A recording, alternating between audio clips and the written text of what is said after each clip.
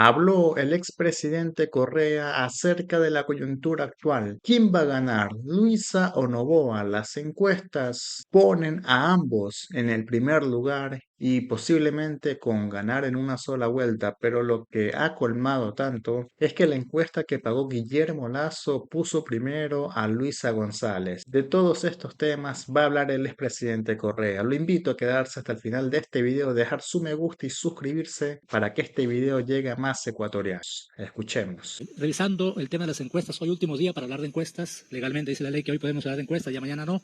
¿Cómo evalúa los resultados de las encuestadoras que han lanzado números? Todas hablan de que habrá segunda vuelta. ¿Cuáles son sus datos? Una sola vuelta, segunda vuelta, ¿cuál es su análisis al respecto? Pues acá estoy en Ciudad de México, tengo una hora más temprano, ¿no? Ya está en México. Y 10 de la mañana vine por la campaña, no estoy en estos momentos en México donde resido. Mire, las encuestas serias, nosotros manejamos 4 encuestas directamente, por lo menos 3 o 4 indirectamente, se conocen los datos, ¿no? Nos han puesto sistemáticamente 6, 7 puntos arriba, ¿no? Eso no es suficiente para ganar en una sola vuelta. Normalmente, si se cumplen esos pronósticos, habría segunda vuelta. Sin embargo, es difícil, pero no imposible, que todavía podamos ganar una sola vuelta. Lo que no es cierto son las encuestas y es lamentable que se juegue con la fe pública, que presente el gobierno como Comunicaliza, que está trabajando para él, como Ipsos, que sabemos, que es una encuestadora internacional que fue contratada también por el gobierno. Y estos se conocen, entre encuestadores se conocen, nuestros encuestadores conversan con ellos y saben cómo funcionan estas cosas, ¿no? En todo caso, la realidad es que Luisa se encuentra entre 5 y 7 puntos arriba, por supuesto, es una ventaja frágil, hay que ver cómo se decantan los nulos blancos que todavía están por encima de su valor histórico y reflejan indecisos. Incluso el voto de Luis, el voto de Noboa, el voto de los demás candidatos reflejan un buen número, no un buen número, un porcentaje indeciso que pueden cambiar su voto a última hora. Pero normalmente tendríamos segunda vuelta y se ganaría la primera vuelta con Luisa González. En su análisis, sí, claro, se coincide con las realidades de las encuestas, tanto las que manejan ustedes como las que manejan otros sectores. Sí, usted sabe que cada candidato, cada tienda política, la estrategia de comunicación es también pues, de intentarse favorecer con sus encuestas, reales o no reales, es una realidad que ya conoce la opinión pública. En todo caso, así está el panorama hasta hoy. La dispersión de candidaturas, 16 candidatos a la presidencia, ¿a quién favorece, a quién afecta este alto número de candidatos economistas? Mire, la estrategia de comunicación nunca puede ser basada en la mentira. De nosotros no esperen nunca mentiras. Si tuviéramos abajo, yo le diría, estamos abajo, hay que seguir luchando. De hecho, si la elección hubiera sido el 1 de diciembre, ahí sí ganamos una sola vuelta, porque la brecha era 10 o 11 puntos. Esta vez superó un momento no hubo con los apagones, pero sabíamos que cuando pasaran los apagones se iba a recuperar, porque esa gente, ¿no? Somos demasiado bondadosos. Nos roban la camisa, nos la devuelven y estamos contentos. ¿No? Y agradecemos que nos devolvieron la camisa. Nos roban la electricidad, la luz, por ineptos. Nos devuelven porque empezó a llover y estamos contentos, agradecidos. Entonces ahí tuvo un repunte nuevo. En verdad, nunca debimos tener crisis energética como no tuvo Colombia ni Perú, si se hubiera sabido qué hacer. Y todo ese costo, ese dolor humano, fue directamente por la ineptitud del gobierno. Mire, no hablemos de si políticamente esto afecta o beneficia la candidatura. Afecta al país. Un país como Ecuador no puede tener 16 binomios presidenciales. ¿Qué nos pasa? Pero hay una crisis en que nos encontramos, crisis de seguridad, crisis energética, crisis económica. Oye, el año pasado hemos decrecido, pues se remesa récord de migrantes, 200 y pico mil puestos de trabajo han desaparecido, la pobreza extrema, la miseria ha aumentado. Entonces, ¿cómo podemos tener 16 binomios? ¿Cómo cualquier desconocido, oportunista, figuretti, se puede inscribir? O sea, debe haber requisitos mínimos. Y hago una culpa, ¿no? Porque eso es nuestro código de la democracia, pero nosotros sí lo modificamos y pusimos reglas más estrictas. Y si un binomio no alcanza menos, hasta donde recuerdo, 1.5% de la votación, no sé si lo derogaron, ¿no? Tiene que devolver el dinero que pagó el Consejo Nacional Electoral para su promoción, porque eso es cubierto por el Consejo Nacional Electoral y es correcto. Pero nadie ha devuelto. No es correcto que cualquier oportunista... No han devuelto.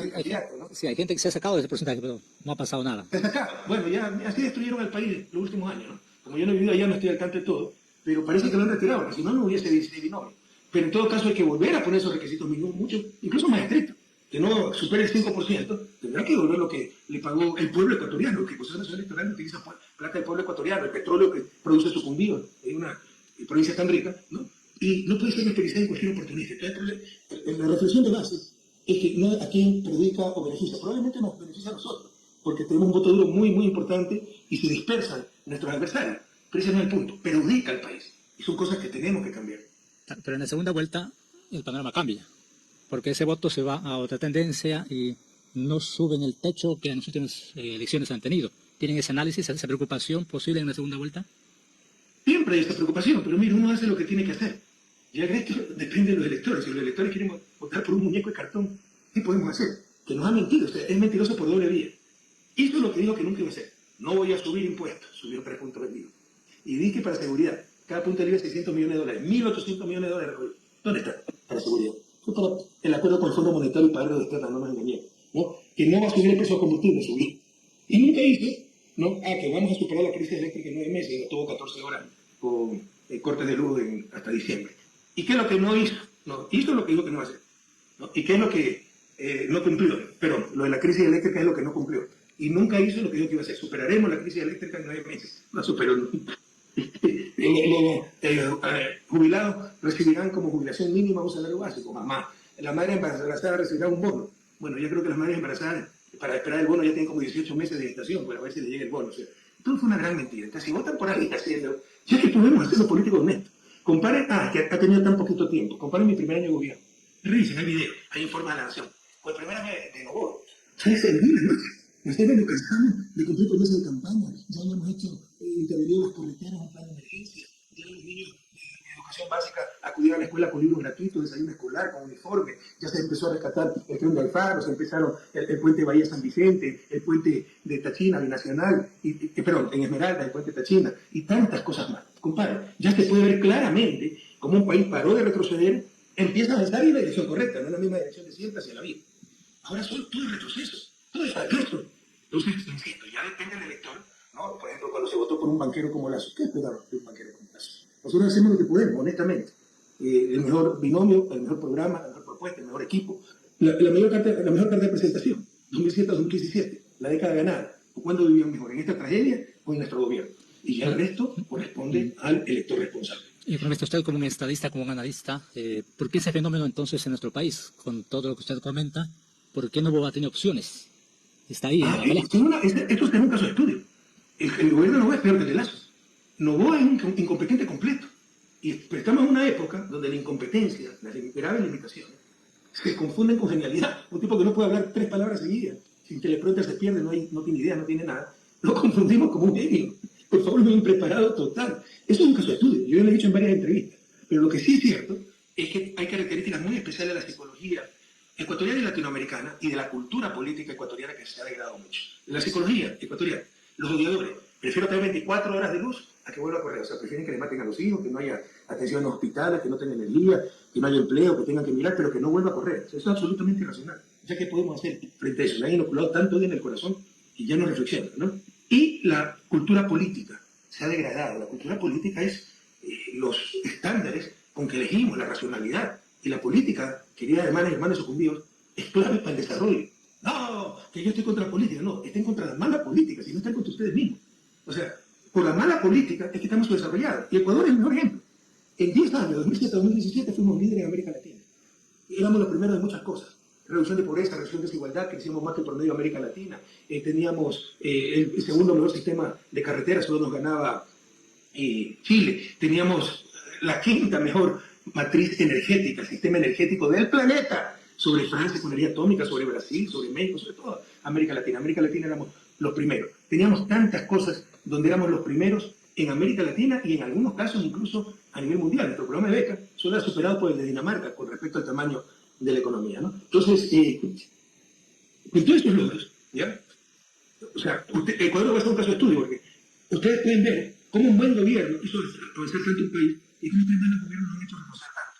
Multiplica eso por 200 años de independencia y entenderán por qué Estados Unidos y Canadá al norte del Río Bravo se desarrollaron y los países latinos al sur del Río Bravo no se desarrollaron. No es la política, es la mala política. Para salir de su desarrollo, para alcanzar el buen vivir, se necesita la buena política y para eso se necesita cultura política. ¿Qué significa eso? Votar por la propuesta, con neuronas, no con vísceras.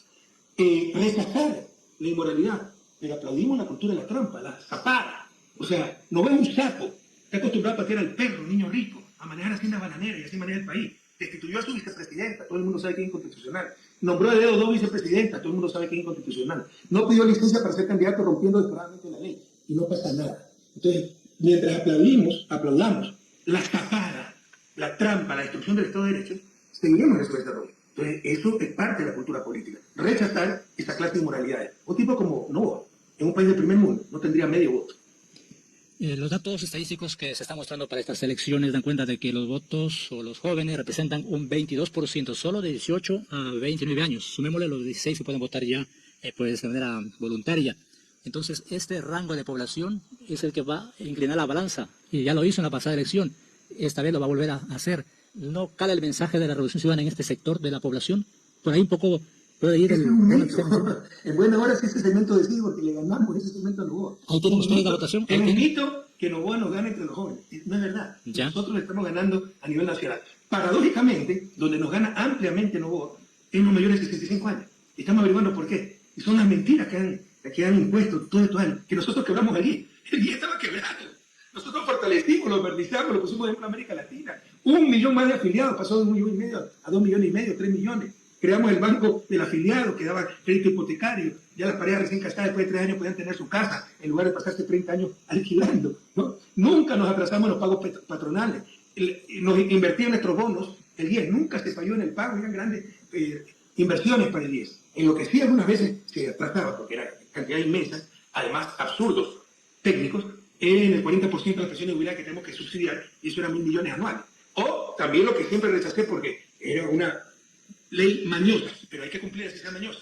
Pero ni siquiera había auditoría, era en el pago, cuando quebraron el día hace algunos años, siempre es así. No les ocurrió mejor cosa que decir, bueno, que la atención de salud de los jubilados, la razón de ser del día, la paga el gobierno. Y las enfermedades catastróficas. Y nos prestaban unas cuentas de $800 millones, pero la ley también decía que eso debía ser fruto de una auditoría. Y sin auditoría yo me niego a pagar. Entonces Correa le debe el 10 y ahí vienen, le debió lo que le prestó y no le pagó, porque estafó el 10. No pagó la parte patronal, no.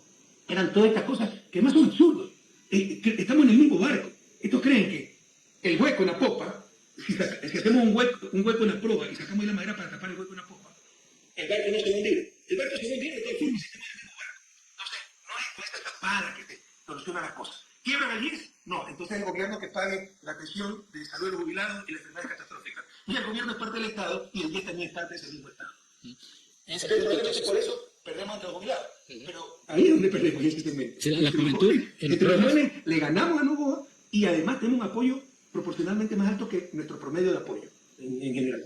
Son análisis que ustedes manejan y pues claro. No, tenemos encuestas, se las puedo mostrar cuando usted guste. Sí, cada quien maneja sus encuestas, sus datos. Y para la campaña mismo, para la estrategia de campaña, porque hay que saber en qué electorado nos movemos. El mensaje, vamos a revivir a Ecuador. Pegó, caló, pues todo depende de los mensajes. En campaña todo juega. Los mensajes que cada candidato organiza, el eslogan de campaña. ¿Caló este mensaje? ¿Está calando? ¿O cómo lo sienten ustedes? Sobre todo refleja la situación del país. Ecuador es un país en vía artificial. Nos destrozaron, pero nos destrozaron. Ecuador también es un caso de estudio en ese sentido, y se lo digo, yo soy académico. En Europa se preguntan esas cosas. Como un país que era ejemplo para América Latina, en 8 años, ahora es ejemplo de todo lo malo a nivel mundial. Cuando usted está en Europa, solo escucha las malas noticias de Ecuador, que la violencia, y el rompimiento de Estado de Derecho, que se destituye a la vicepresidenta, y recesión económica, que cortes de luz de 12 a 14 horas, el narcotráfico, que somos el narcoestado más reciente de todo el planeta. Solo escucha las malas noticias, nos tienen como nada república. Ecuador es el principal exportador de droga del mundo, de cocaína. ¿Ya? Es terrible lo que le han hecho al Estado, terrible lo que le han hecho a la patria. Y antes era todo lo contrario, digamos ejemplo de todo lo bueno. La constitución más verde de la historia de la humanidad, el país que más reducía pobreza, el país que más reducía desigualdad, el país con un programa de becas espectacular, el país con el segundo mejor sistema de carretera de América Latina, solo superado por Chile, que es el país con mayor ingreso per cápita. Pero si contábamos aeropuertos, puertos, todo lo que es infraestructura, que incluye también carreteras, éramos el segundo, superábamos a Chile y solo nos superaba a Panamá. Entonces, Ecuador es un ejemplo de todo lo bueno. Democracia, seguridad, el segundo país más seguro de América Latina. En las 10 ciudades más seguras de América Latina había 4 ecuatorianas. Ahora en las 10 ciudades más violentas del mundo hay 3 ecuatorianas y Durán es considerado la ciudad más violenta del planeta. Sucumbió, lo sabe muy bien, porque había mucha violencia dentro del gobierno. Y por supuesto, no es que pudimos controlar todo, pero las condiciones de vida cambiaron brutalmente, además los servicios. El Estado no llegaba a la zona de frontera, solo llegaban los militares. Ahora llegamos con servicios, con ECU 911, con hospitales, con parques, con centros de atención ciudadana, que además en Nahuatl, acuérdense, porque esa es la buena fe, ¿no?